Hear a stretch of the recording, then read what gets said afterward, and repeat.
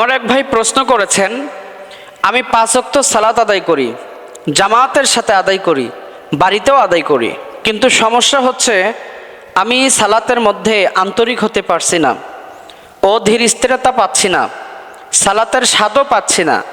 ধীর স্থিরভাবে সালাত আদায় করতে চাই, কিন্তু জানি না কেন জানি আমার সালাত পড়াটা খুব তাড়াতাড়ি হয়ে যায়।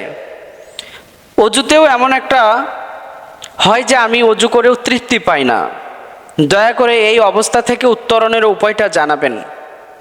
ভাইরা আবার এই সমস্যা শুধু একজনের নয়, এটা সবার প্রায় 90% মানুষের প্রশ্ন এটা, নাকি বলেন আপনারা? সালাতে দাঁড়ালেই ব্যবসার কথা মনে পড়ে যায়, সালাতে দাঁড়ালেই আপনি কি কাজ করেছেন সারাদিন সেগুলো মনে পড়ে যায়, সালাতে দাঁড়ালেই যারা ব্যাংকের চাকরি করে ব্যাংকের হিসাবের কথা মনে পড়ে যায় না, সালাতে দাঁড়ালেই কোটিপতির টাকা গণার কথা মনে পড়ে যায়। যে এই যে সালাতের মধ্যে যে বিঘ্ন ঘটে, সালাতের মধ্যে মন এদিক সেদিক চলে যায়, তৃপ্তি পাওয়া যায় না, তাড়াতাড়ি হয়ে যায় সালাত। এর কারণটা হচ্ছে আপনি সালাত থেকে উদাসীন আছেন। আল্লাহ তাআলা বলেন, আল্লাযীনা হুম আলা সালাওয়াতিহিম ইউহাফিজুন, যারা তাদের নামাজের হেফাজত করে।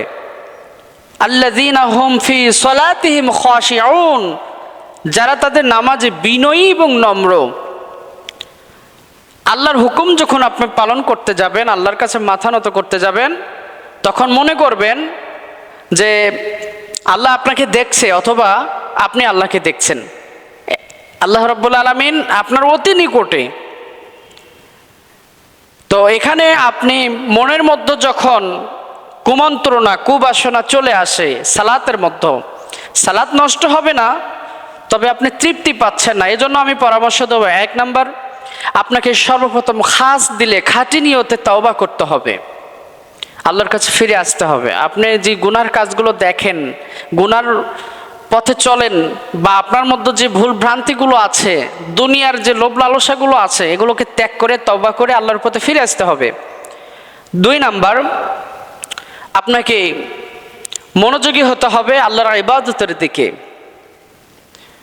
আল্লাহ রাব্বুল আলামিনের ইবাদতগুলো সদা সর্বদা স্মরণ করবেন। এই কাজ করব, এই ভালো কাজটা করব, এই ভালো পথে চলবো, সবসময় ভালো চিন্তা ভাবনা মনের মধ্যে নিয়ে আসবেন। ব্রেনে সবসময় ভালো চিন্তা ভাবনা রাখবেন। যে ভালো চিন্তা ভাবনা অন্তরের মধ্যে রাখে সে সবসময় ভালোটাই কল্পনা করে, আর যার অন্তরের মধ্যে কুবাসনা খারাপটা কল্পনা আসে, দুনিয়ার লোভ লালসা, সে সবসময় খারাপটাই কল্পনা করে। তো এই জন্য ব্রেনের মধ্যে সবসময় ভালো কাজের কল্পনা নিয়ে আসবেন। এরপরে 3 নাম্বার, আপনি বেশি বেশি করে কোরআনুল কারীম তেলাওয়াত করবেন।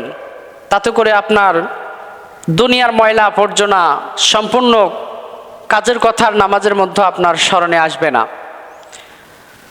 3 নাম্বার, রাসূল সাল্লাল্লাহু আলাইহি ওয়াসাল্লামের জীবনী এবং সালাফদের জীবনী পড়বেন।